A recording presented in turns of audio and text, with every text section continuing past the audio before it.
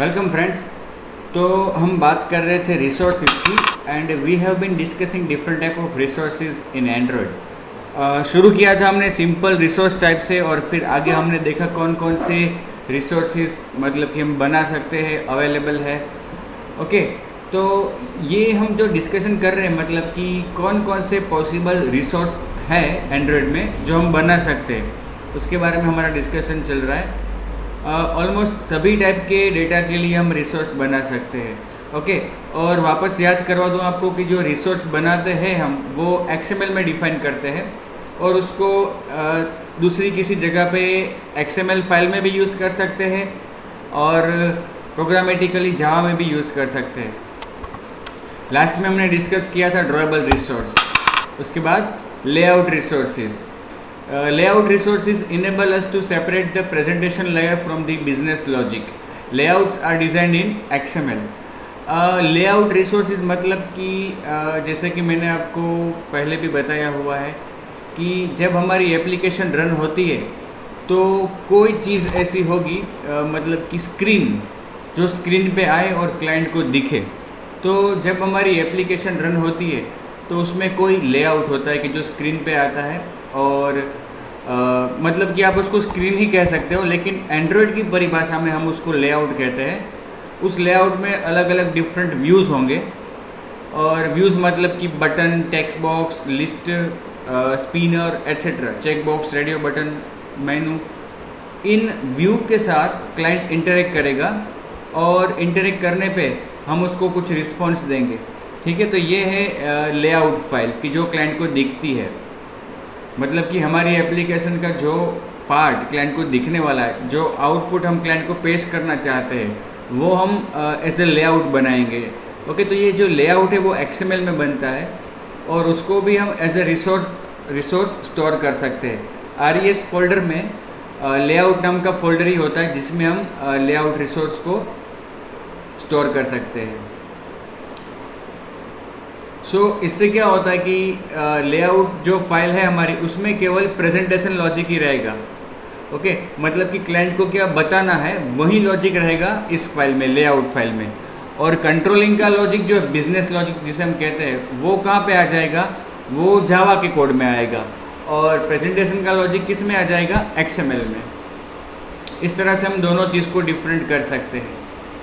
Each layout definition is stored in a separate file, each containing a single layout in the RES layout folder. The file name becomes the resource identifier.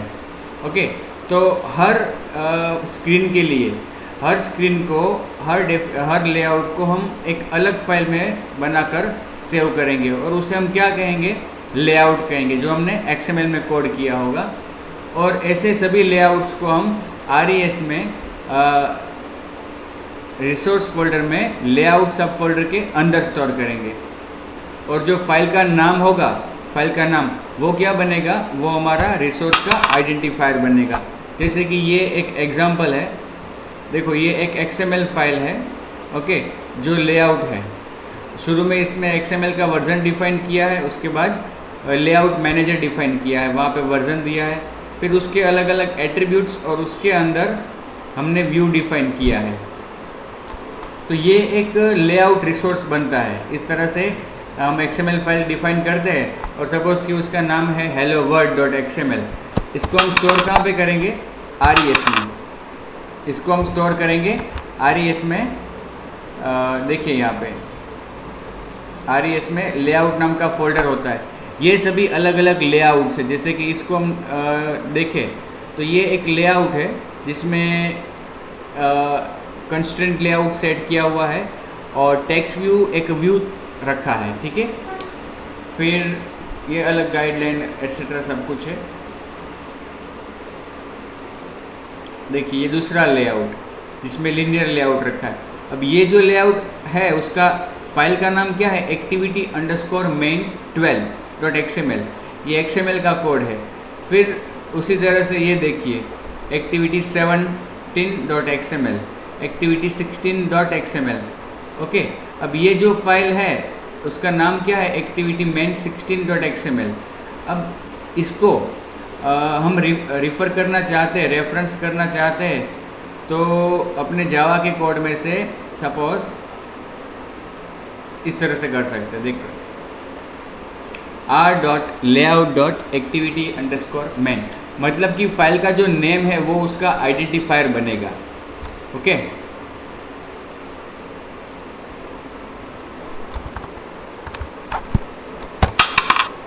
Animation resources. Animation मतलब कि जब किसी image को आप motion में display करते हो तो वो एक एनिमेशन है, या फिर बहुत सारे स्टैंडर्ड ग्राफिक ट्रांसफॉर्मेशंस भी अवेलेबल है, जैसे कि scaling, rotation, reflecting, translation, alpha, ये सभी अलग अलग प्रकार के स्टैंडर्ड ग्राफिक ट्रांसफॉर्मेशंस है। जब आप किसी भी ऑब्जेक्ट पे आप इस तरह का ट्रांसफॉर्मेशन अप्लाई करते हो, उसको भी अगर ड्यूरेशन देते हो, पर्टिकुलर ड्यूरेशन, मतलब कि स्केलिंग देते हो, फॉर एग्जांपल स्केलिंग 1 से 2 करना है, मतलब कि साइज़ ऑब्जेक्ट की डबल करनी है, और ये डबल करने के लिए आप उसको ड्यूरेशन देते हो 2 सेकंड का। तो 2 सेकंड के समय में जब ऑब्जेक्ट की साइज़ डबल होगी तो देखने वाले को क्या लगेगा कि वो एनिमेशन है। कोई भी ऑब्जेक्ट जब मूवमेंट में हम उसको डिस्प्ले करें, चाहे वो ट्रांसलेशन हो, स्केलिंग हो, रोटेशन हो, तो देखने वाले को क्या महसूस होगा कि वो एनिमेशन देख रहा है।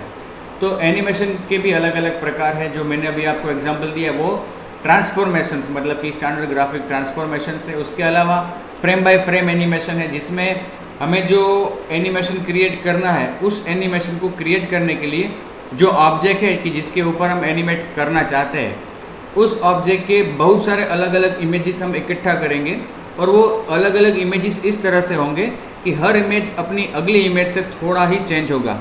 ओके, फिर इतने सारे अलग अलग इमेजेस को इकट्ठा करने के बाद सबको सीक्वेंस में एकदम स्पीड में डिस्प्ले किया जाएगा, तो देखने वाले को ऐसा आभास होगा कि वो एक मूवमेंट देख रहा है, एक एनिमेशन देख रहा है। उसको फ्रेम बाय फ्रेम एनिमेशन कहते हैं, कि जो स्टैंडर्ड टेलीविज़न में और कार्टून में यूज़ होता है। कार्टून्स जब हम देखते हैं टीवी में, तो उसमें क्या होता है, कार्टून एक्चुअल में तो होता नहीं है, लेकिन उसके जो इमेजेस होते हैं वो एक के बाद एक हमें डिस्प्ले किया जाता है, और ये सभी इमेजेस एकदम स्पीड में डिस्प्ले किए जाते हैं। तो हमें क्या लगता है कि हम एनिमेशन देख रहे हैं। एक्चुअली हम जब भी किसी चीज़ को देखते हैं तो उस चीज़ की छवि हमारे दिमाग में सेकंड के 12वें भाग तक रहती है। हमने जिस चीज़ को देख लिया, उसकी आकृति, उसकी छवि हमारे दिमाग में सेकंड के 12वें भाग तक रहती है। तो जब हमें एकदम स्पीड में 12वें भाग से भी कम स्पीड, ज़्यादा स्पीड में एक से ज़्यादा इमेजेस फटाफट दिखाई जाए, तो जब हम एक इमेज को देखते हैं, उसकी आकृति, उसकी इम्प्रेशन हमारे दिमाग में होगी, उसी दौरान दूसरी इमेज डिस्प्ले करते हैं, उसी दौरान तीसरी इमेज डिस्प्ले करते हैं। तो ये सभी इमेजेस का इम्प्रेशन हमारे दिमाग में कंबाइन हो जाएगा, और हमें वो क्या लगेगा, हम जैसे कि हम एनिमेशन देख रहे हैं, मूवमेंट देख रहे हैं, ऐसा लगेगा। शायद आपने बचपन में ऐसी एक किताब देखी होगी जिसमें बहुत सारे पन्ने होते हैं, हर पन्ने में एक इमेज कॉमन होती है लेकिन थोड़ा ही डिफरेंट होता है। तो जब उन सभी पन्नों को हम एक साथ सफल करते हैं तो हमें वो एक एनिमेशन जैसा लगता है। ओके, तो टेलीविज़न भी आज हम जो देखते हैं, तो टेलीविज़न में जो हम चैनल में वीडियो देखते हैं, मतलब कि सीरियल या मूवी वगैरह देखते हैं, तो सैटेलाइट से जब रिले होके आता है तो वो सैटेलाइट से फ्रेम्स आती है। हमारा सेटअप, हमारा टेलीविज़न सेट जो है वो क्या करता है, इन सभी फ्रेम्स को एकदम स्पीड में हमें डिस्प्ले करता है। एक सेकंड में तकरीबन 40 जितनी फ्रेम्स, मतलब कि 40 जितनी इमेजेस फटाफट हमारे सामने मूव होती है। तो मतलब कि एक के बाद एक हमें दिखाई जाती है, तो हमें वो एक हम पिक्चर देख रहे हैं, मतलब कि हम वीडियो देख रहे हैं, ऐसा आभास होता है। लेकिन वो होता क्या है, वो सब इमेजेस होती हैं। ओके, ये तो हम डिटेल में जब एनिमेशन को डिस्कस करेंगे तब देखेंगे। बट एनिमेशन के लिए भी आप अगर मल्टीमीडिया एप्लीकेशन बना रहे हो एंड्रॉयड में, या फिर आपको अपनी एप्लीकेशन में एनिमेशन क्रिएट करना है, Android provide the facility. Android supports 4 type of animations: twin animation, frame by frame animation, property animation, layout animation. Okay, ये अलग अलग प्रकार के एनिमेशंस आप अपनी एप्लीकेशन में यूज़ कर सकते हो, किसी भी ऑब्जेक्ट पे अप्लाई कर सकते हो। तो एनिमेशन को भी हम रिसोर्स बना के सेव कर सकते हैं। जैसे कि सपोज मैंने एक एनिमेशन डिफाइन किया, रोटेशन। अब वो एनिमेशन मैं अगर प्रोग्रामेटिकली डिफाइन करता हूँ जावा के कोड में, अब सपोज़ कि वो एनिमेशन ऐसा है कि जिसमें मैं एक इमेज है मेरे पास, ओके, एवेंजर्स के एक कैरेक्टर की मेरे पास इमेज है जो मैंने स्क्रीन पे डिस्प्ले की है। अब मैं उसको 0 से 360 डिग्री रोटेट करवाता हूँ तो क्या होगा कि वो जब आउटपुट आएगा, एप्लीकेशन रन होगी, तो वो जो एवेंजर्स का पिक्चर है वो 360 डिग्री रोटेट होगा। अब सपोज़ कि मुझे दूसरे स्क्रीन में मेरे पास स्पाइडरमैन है, किसी और स्क्रीन में मेरे पास छोटा भीम है, उसको भी मुझे 0 से 360 डिग्री रोटेट करना है, तो हर एक जगह पे मुझे ये कोड लिखना पड़ेगा। इसके बजाय हम रोटेशन को, कि जो एक एनिमेशन है, उसको एक रिसोर्स बना के सेव कर ले। मतलब कि हम डिफाइन कर ले कि भाई 0 से 360 डिग्री रोटेट होना चाहिए 2 सेकंड में, ऐसा हम डिफाइन कर लेंगे। किसके ऊपर ये रोटेशन अप्लाई करना है वो हम डिफाइन नहीं करेंगे। हम XML में क्या डिफाइन करेंगे कि भाई रोटेशन इस तरह से बिहेव होना चाहिए। अब जब भी हमें उसे अप्लाई करना है प्रोग्रामेटिकली, तो हम अपना जो भी फाइल है वहाँ पे सपोज स्पाइडरमैन पे अप्लाई करना है तो उस पर अप्लाई करेंगे, रिसोर्स से उसको एक्सेस करके। रोटेशन एनिमेशन को रिसोर्स से हम एक्सेस करेंगे और अप्लाई करेंगे स्पाइडरमैन पे, एवेंजर पे, छोटे भीम पे, कृष्णा पे, किसी पे भी। तो कहने का मतलब रोटेशन को एक बार डिफाइन किया हमने एज ए XML रिसोर्स, और फिर प्रोग्रामेटिकली जब चाहे कि कहीं भी उसको अप्लाई कर सकते हैं। लेकिन अगर उसको रिसोर्स नहीं बनाएंगे तो हर जगह पे उसको डिफाइन करना पड़ेगा। तो यही तो एडवांटेज है कि जो हमने शुरू में डिस्कस किया था, बाय एक्सटर्नलाइजिंग रिसोर्सेज, मतलब कि प्रोग्राम के बाहर डिफाइन करने से ये एडवांटेज मिलता है कि वो सेंट्रली हो जाता है और कहीं भी उसको विद इन एप्लीकेशन हम एक्सेस कर सकते हैं। Using animation resources enable us to reuse the same sequence in multiple places and provide us with the opportunity to present different animations based on device hardware or orientation. Android supports 3 type of animations: property animation, view animation, frame animation. मैंने आपको बताया कि चौथा भी है जो layout animation है। देखो, ये प्रॉपर्टी एनिमेशन को डिफाइन किया एज एन XML रिसोर्स, ये उसका नोड है ऑब्जेक्ट एनिमेटर। फिर ये व्यू एनिमेशन है, मतलब कि ट्विन्ड एनिमेशन। सेट टैग के अंदर रोटेट, स्केल, अल्फा मतलब कि ट्रांसपेरेंसी कंट्रोल, ये व्यू एनिमेशन डिफाइन किया है किसी एक फाइल के अंदर। ओके, एनिमेशन भी अलग अलग, ये ट्विन एनिमेशन के अलग अलग प्रकार है, अल्फा, स्केल, ट्रांसलेट, रोटेट। ये उसके एट्रीब्यूट्स है जो हम सेव कर सकते हैं, डिफाइन कर सकते हैं। जैसे कि अल्फा का from alpha to alpha, scale का from X scale from Y scale to X scale to Y scale, pivot X pivot Y, translate के from X to X from Y to Y, rotate के from degree to degree, pivot X pivot Y. इसके अलावा सब में duration भी हम mention कर सकते हैं। ये सभी एट्रीब्यूट्स आपके लिए अभी नए हैं, लेकिन जब आप एनिमेशन का यूज़ करोगे तो ये सबसे आप परिचित हो जाओगे। जैसे कि ये फ्रॉम अल्फ़ा टू अल्फ़ा मतलब कि कौन सी वैल्यू से क्या करना है। अल्फ़ा की वैल्यू जब 0 होती है तो ऑब्जेक्ट दृश्यमान नहीं होता है, वो ट्रांसपेरेंट होता है। अल्फ़ा की वैल्यू 1 होती है तो वो ओपेक हो जाता है। अब सपोज़ कि आपको ऐसा एनिमेशन करना है कि ऑब्जेक्ट दिख रहा हो, उसमें से गायब हो जाए। दिख रहा है मतलब कि ओपेक है, और गायब मतलब कि 0 हो जाना चाहिए। तो फ्रॉम वैल्यू आपको 1 देनी है और टू वैल्यू 0, इस तरह से। एडिशनली जैसा कि मैंने आपको कहा कि आप ड्यूरेशन सेट कर सकते हो कि ये एनिमेशन कितने समय में परफॉर्म होना चाहिए। स्टार्ट ऑफसेट मतलब कि स्टार्ट होने से पहले कितना समय वो डिले करना चाहिए।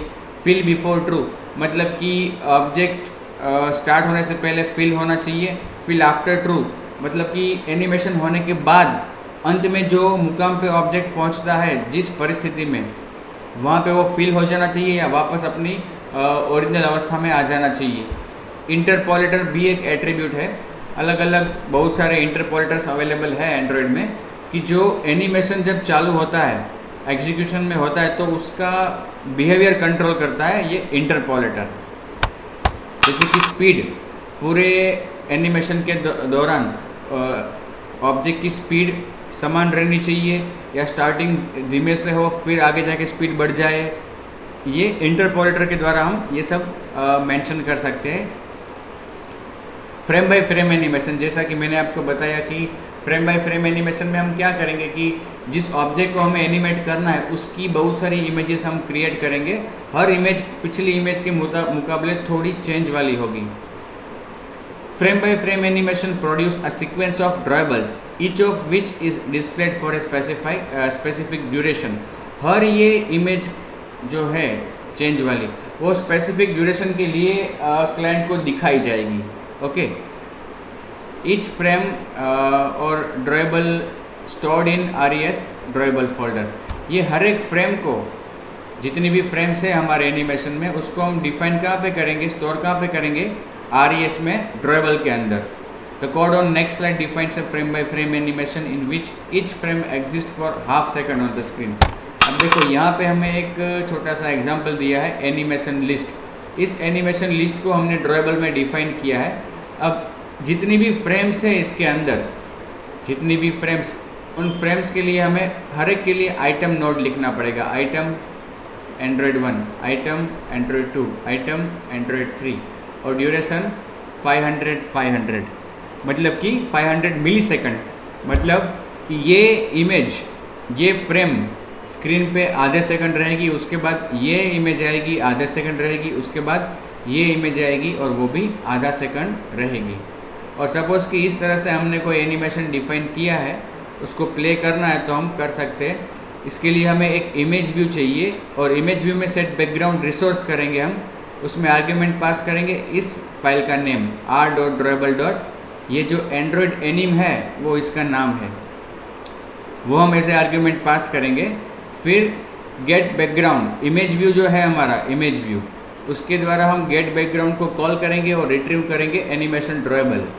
फिर स्टार्ट मेथड कॉल करने पे ये एनिमेशन स्टार्ट हो जाएगा इमेज व्यू पे. मेनू रिसोर्सेज, देखो ये भी एक दिलचस्प रिसोर्स है. मेनू मतलब कि कोई ऐसी चीज़ की जो पॉपअप हो कोई एक्शन लेने पे, और उसमें बहुत सारी आइटम्स होती है जिसमें से क्लाइंट क्लिक कर सकता है, सिलेक्ट कर सकता है, चेक अनचेक कर सकता है.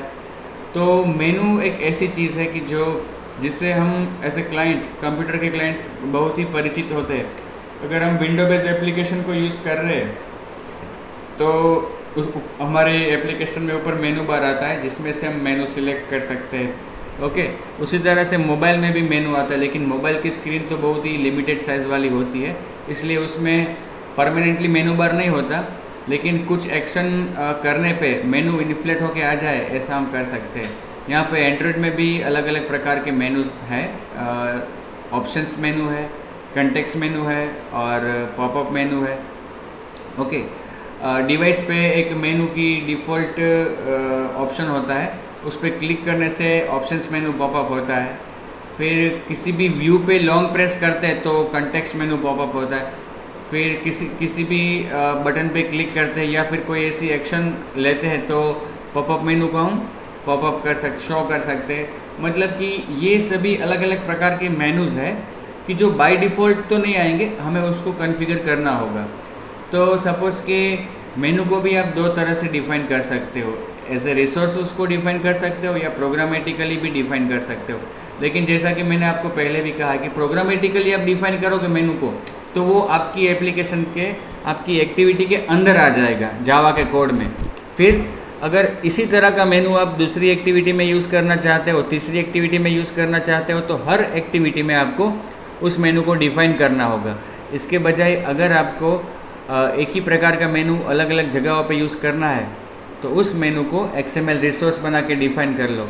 इससे एडवांटेज क्या मिलेगा कि वो एक बार डिफ़ाइन करने से मेनू हम चाहे उस एक्टिविटी में उसको एसोसिएट कर सकते हैं. केवल एक ही बार डिफ़ाइन करना है, फिर अलग अलग जगह पे उसको हम शो कर सकते हैं. तो कहने का मतलब मेनू भी एक रिसोर्स है जिसको हम डिफ़ाइन कर सकते हैं. यहाँ पे देखिए अब RES फोल्डर में मेनू नाम का एक सब फोल्डर होता है. वो बाय डिफ़ॉल्ट नहीं होता है, उसको हमें क्रिएट करना पड़ता है. यहाँ पे RES में राइट क्लिक करके न्यू में जाके एंड्रॉयड रिसोर्स डायरेक्टरी, फिर यहाँ पे रिसोर्स टाइप आपको सिलेक्ट करना है मेनू, तब जाके यहाँ पे मेनू फोल्डर बनेगा. फिर मेनू फोल्डर के अंदर जब भी आपको नया मेनू रिसोर्स बनाना है, राइट क्लिक करके न्यू मेनू रिसोर्स फाइल, इस तरह से.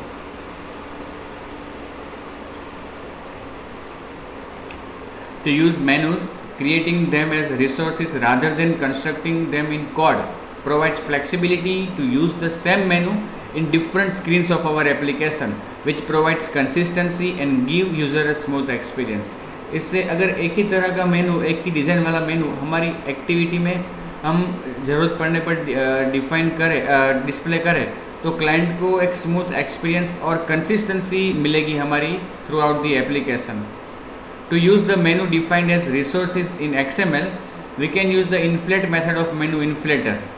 अब देखो, आपको जो आपने मेनू डिफाइन किया है XML में, ऐसे मेनू को आपको डिस्प्ले करना है, तो डिस्प्ले करना मतलब कि इन्फ्लेट करना, उसे इन्फ्लेट करना कहते हैं। तो जब आपने XML में मेनू डिफाइन किया है और उसको कोड के द्वारा आपको इन्फ्लेट करना है, तो हमें ज़रूरत पड़ेगी एक ऑब्जेक्ट की। कौन से ऑब्जेक्ट की? मेनू इन्फ्लेटर। और उसकी एक मेथड है इन्फ्लेट मेथड। कौन सी मेथड? इन्फ्लेट नाम की मेथड है, जिसके द्वारा हम मेनू को इन्फ्लेट कर सकते हैं।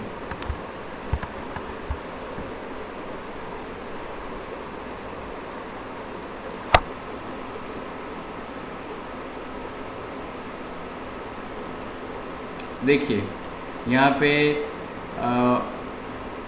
मेनू इन्फ्लेटर का ऑब्जेक्ट बनाया गेट मेनू इन्फ्लेटर मेथड के द्वारा, और इस ऑब्जेक्ट के द्वारा इन्फ्लेट करवाया r.menu अरिथमेटिक। ऐसा मेनू अरिथमेटिक नाम का एक मेनू यहाँ पे है, उसको यहाँ से पॉपअप शो करवाया, इन्फ्लेट करवाया। तो इस तरह से हम मेनू को शो करवा सकते हैं। r.menu arithmetic. तो मेनू को रिसोर्स की तरह डिफाइन करने से एडवांटेज मिलता है कि वो एक ही मेनू को हम अलग अलग जगहों पे यूज़ कर सकते हैं। अब मेनू रिसोर्स होता है, उसमें क्या होता है कि जो आपका मेनू है उसमें शुरू में XML का वर्जन ये तो हर एक रिसोर्स में होने वाला है। फिर मेनू को डिफाइन करने के लिए मेनू टैग है। कौन सा टैग है? मेनू। और जितनी मेनू आइटम्स है उनके लिए आइटम नोड, और उसमें टाइटल और ID आपको सेट करना है। ID से आप उसकी इवेंट को हैंडल करने में आपको सुविधा मिलेगी। और टाइटल मतलब कि वो वहाँ पे दिखेगा क्या, मेनू आइटम जब डिस्प्ले होगी तो वहाँ पे दिखेगा क्या।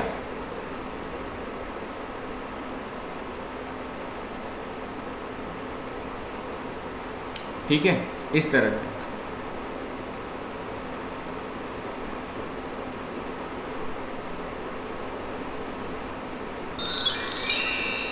Using resources.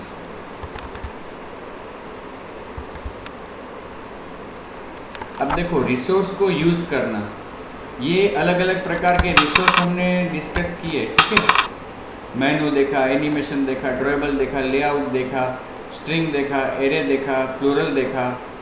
ओके, अब इन रिसोर्सेस को डिफाइन कर लिया सपोज कि आपने XML में, उसको यूज़ कैसे करें, ये बात भी यहाँ पे डिस्कस कर लेते हैं। तो दोस्तों, रिसोर्स को यूज़ करना मतलब कि आपने उसको डिफाइन करके रख दिया। पर्पस क्या है? उसको यूज़ करना। यूज़ कैसे करोगे? तो यूज़ करने की नौबत दो जगह पे आ सकती है। एक तो जावा के कोड में, जावा के कोड से हम चाहेंगे रिसोर्स को एक्सेस करना, और दूसरा XML की किसी और फाइल में अपने रिसोर्स को यूज़ करना चाहेंगे। इसके अलावा एक और बात भी आपसे कह दूँ कि ये जो हमने यहाँ पे डिस्कशन किया रिसोर्सेज का, ये डिफरेंट टाइप ऑफ रिसोर्सेज है कि जो हम डिफाइन कर सकते हैं अपनी एप्लीकेशन में। उसके अलावा एंड्रॉयड में बहुत सारे रिसोर्सेज बिल्ट इन आते हैं, तो उनको भी हम यूज़ कर सकते हैं। Okay, we have just discuss the different type of resources, also we have discuss how to define them. In addition to this, there are many resources which are supplied by Android platform, जैसा कि मैंने आपसे कहा, and we can use it in our application. We can also reference these resources from our resources. अपने एक resource में हम दूसरे रिसोर्स का रेफरेंस ले सकते हैं।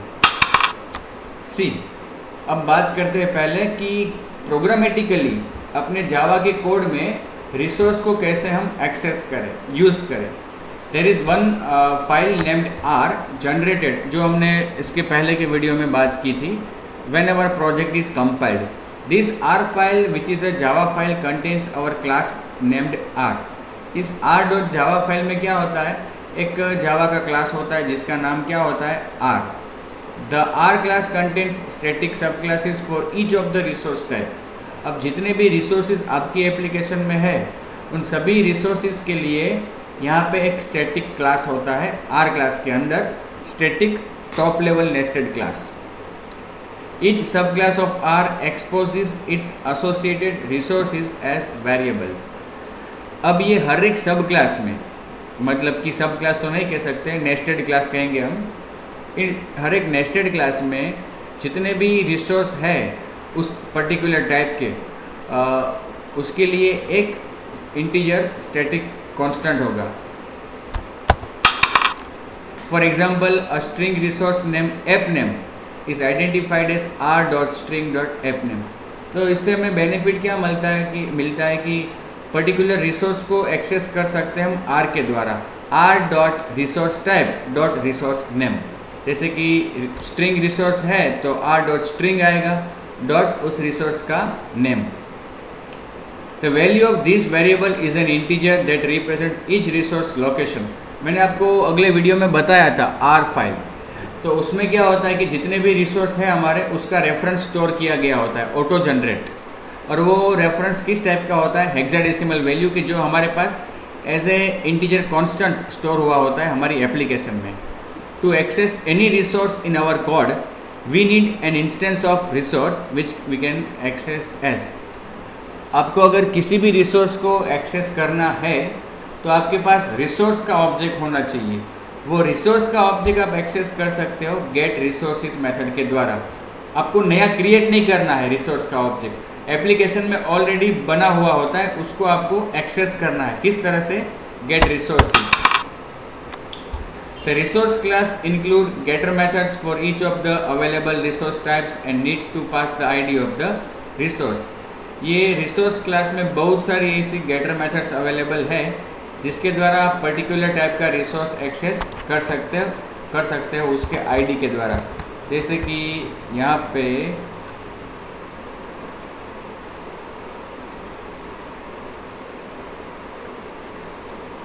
ये देखिए, ये मेरी एक्टिविटी है। सपोज़ कि यहाँ पे मैं एक स्ट्रिंग रिसोर्स एक्सेस करना चाहता हूँ। ओके, एक स्ट्रिंग रिसोर्स यहाँ पे मैं पहले बना लेता हूँ। ये strings.xml फाइल है, इसमें यहाँ पे मैं एक स्ट्रिंग बनाता हूँ, string name equal to my string. Okay, और उसकी वैल्यू मैं देता हूँ ऑल इज़ वेल। ओके, अब इस ऑल इज़ वेल को मुझे यहाँ पे एक्सेस करना है। ओके, कि ऑल इज़ वेल जो है वो स्ट्रिंग टाइप का रिसोर्स है ना, स्ट्रिंग टाइप का, तो उसकी वैल्यू भी क्या होगी, स्ट्रिंग। अब यहाँ पे string str is equal to get resources dot get string r dot string dot my string. Okay, उसी तरह से सपोज मेरे पास ये लेआउट है 17। ओके, इस लेआउट को यहाँ पे एक्सेस कैसे किया, r.layout.activity_main17। उसी तरह से मेरे पास सपोज कलर रिसोर्स है, ये कलर पर्पल, इसको मुझे एक्सेस करना है सपोज कलर पर्पल को, तो मैं यहाँ पे क्या लिखूँगा, कलर जो है वो इंटीजर टाइप का होता है, colour is equal to get resources dot get colour, यहाँ पे colour dot r dot colour purple, इस तरह से। तो हम इस तरह से प्रोग्रामेटिकली रिसोर्स को एक्सेस कर सकते हैं। ये प्रोग्रामेटिकली है। अब सपोज़ कि आपको रिसोर्स को एक्सेस करना है XML में, तो देखो ये XML की फाइल है कि जो मेरा लेआउट है, इसको मैं सपोज़ कि लीनियर लेआउट देता हूँ। ठीक है, ये मेरा लीनियर लेआउट है। अब इसके अंदर सपोज़ मैं एक टेक्स्ट व्यू रखता हूँ, या फिर चलो इस लेआउट को ही मुझे बैकग्राउंड कलर देना है, बैकग्राउंड, और वो कौन सा देना है, पर्पल कलर जो मैंने डिफाइन किया है। तो देखो इस तरह से यहाँ पे बैकग्राउंड एट्रीब्यूट में मैंने रिसोर्स का रेफरेंस दिया। ये जो लिखा है मैंने वो XML के द्वारा, XML के कोड में मैंने किसी और रिसोर्स का रेफरेंस दिया तो ये खुद एक रिसोर्स है। ये फाइल जो हम बना रहे हैं अभी वो एक लेआउट रिसोर्स है, और इस एक रिसोर्स में मैंने दूसरे रिसोर्स की जो कलर टाइप का है उसका रेफरेंस दिया। किस तरह से? @resource type / रिसोर्स का नाम। तो इस तरह से भी हम रिसोर्स को यूज़ कर सकते हैं। देखो ये बैकग्राउंड में पर्पल कलर आ गया।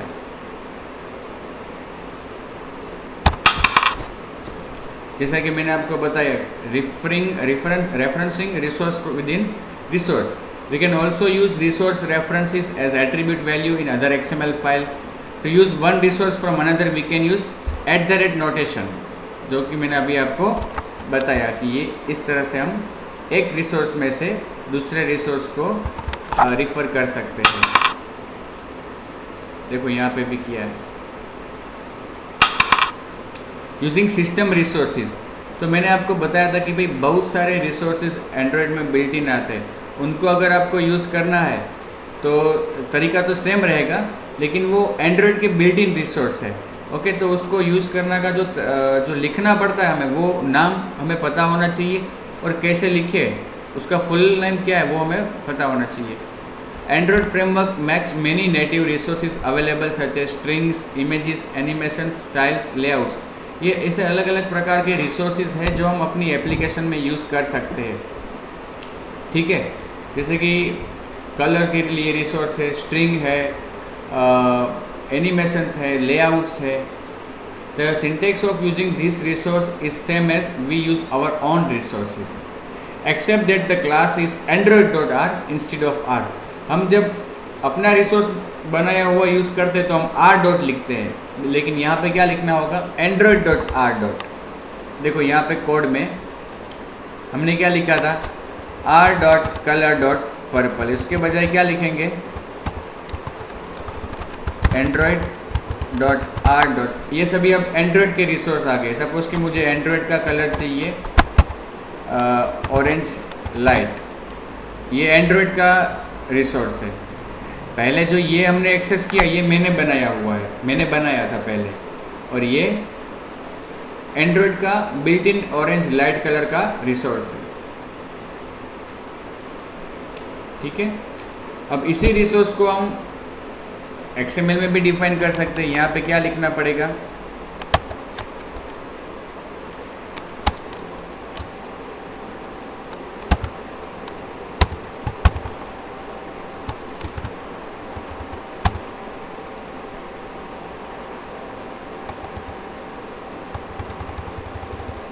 इस तरह से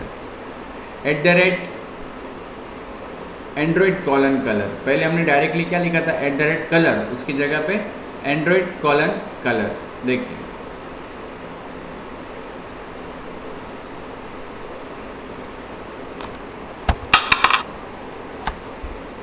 ठीक है, इस तरह से। यहाँ पे देखो ये android:color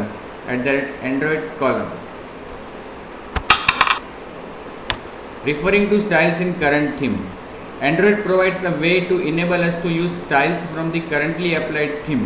Just we need to use $android: rather than @android:। अब करंटली जो थीम अप्लाई हुई है करंटली एक्टिविटी में स्क्रीन में, उसमें जो स्टाइल है उसको भी एक्सेस कर सकते हो। उसके लिए देखिए